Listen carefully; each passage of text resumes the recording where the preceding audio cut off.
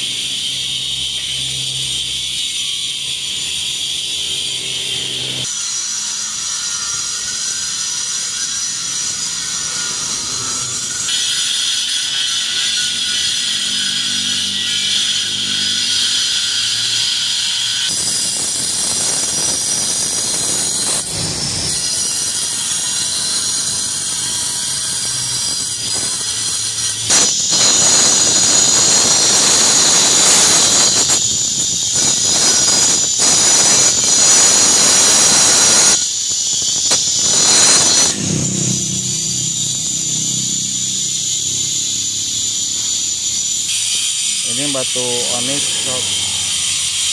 Jadi bahan patung ini dari batu Onix.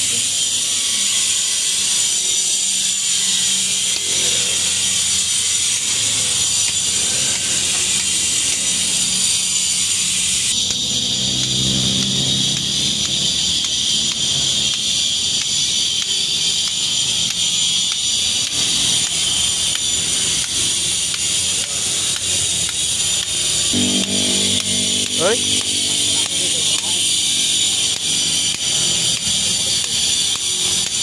Onix mah teh asing urangnya. Euy. Teu model batu hideung. Iya. Nah, jika nama juga lejar gitu.